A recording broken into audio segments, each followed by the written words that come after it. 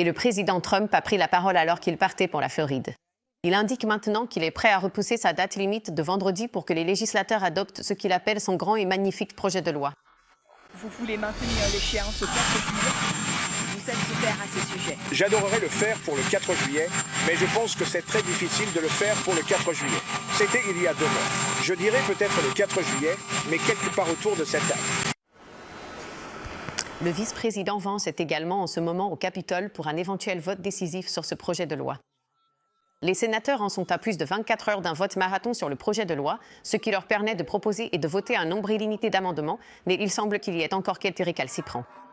Faisons appel à Jay O'Brien d'ABC, en direct du Capitole, pour en savoir plus. Jay, quelles sont les dernières nouvelles ici? Oui, Diane. Ce vote marathon dure maintenant depuis environ 24 heures. C'est officiellement le plus long de l'histoire du Sénat, avec le plus grand nombre d'amendements jamais proposés lors d'un vote marathon au Sénat. Rappelez-vous, il s'agit d'amendements que, pour la plupart, les démocrates tentaient d'ajouter à ce projet de loi pour en modifier la nature même, mais il y a eu aussi quelques amendements républicains de dernière minute qui ont également modifié ce texte, ainsi que quelques accords parallèles, des arrangements en coulisses, conclus pour essayer d'obtenir le soutien républicain dont le chef John Thune a besoin pour faire passer ce projet de loi. Et il n'est pas clair à cette heure s'il dispose de ces voix. Donc, ce que nous surveillons vraiment, ce sont ces deux modérés, Lisa Murkowski de l'Alaska et Susan Collins du Maine. Rappelez-vous, John Thune ne peut se permettre de perdre que 3 républicains, et s'il y a 3 votes contre, c'est à ce moment-là que J.D. Vance, le vice-président, interviendrait pour départager.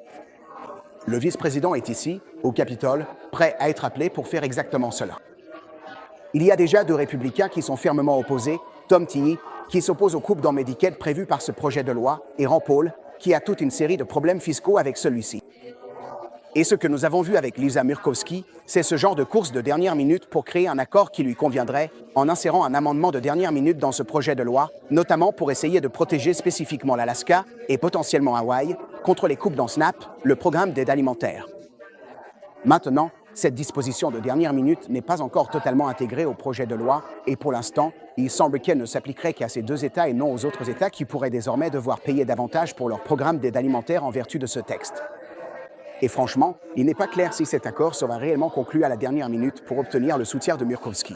Et même si c'est le cas, qu'est-ce que cela signifie pour Susan Collins, qui a également déclaré avoir de sérieux problèmes avec les coupes dans l'aide alimentaire et dans Medicaid prévues par ce projet de loi? Donc, rien n'est encore joué. Certains républicains laissent entendre que nous approchons du vote final, mais nous n'y sommes pas encore. Le projet de loi fait toujours face à quelques réticences importantes chez les républicains. La grande inquiétude semble être la dette nationale et la santé, principalement Medicaid. Quelles modifications souhaitent-ils voir apportées?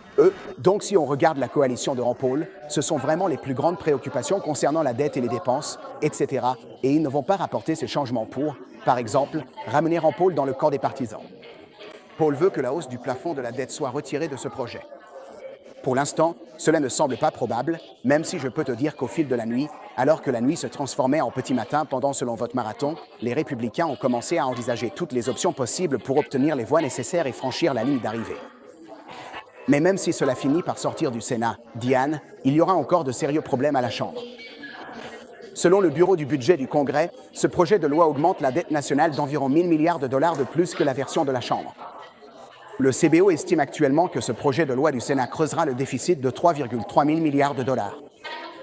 Ça passe comme un ballon de plomb auprès des faucons budgétaires de la conférence républicaine de la Chambre, et donc, au final, si cela sort du Sénat, le président Johnson va avoir du pain sur la planche, et il fait déjà face à une opposition croissante dans ses propres rangs lorsque ce projet de loi reviendra finalement à la Chambre.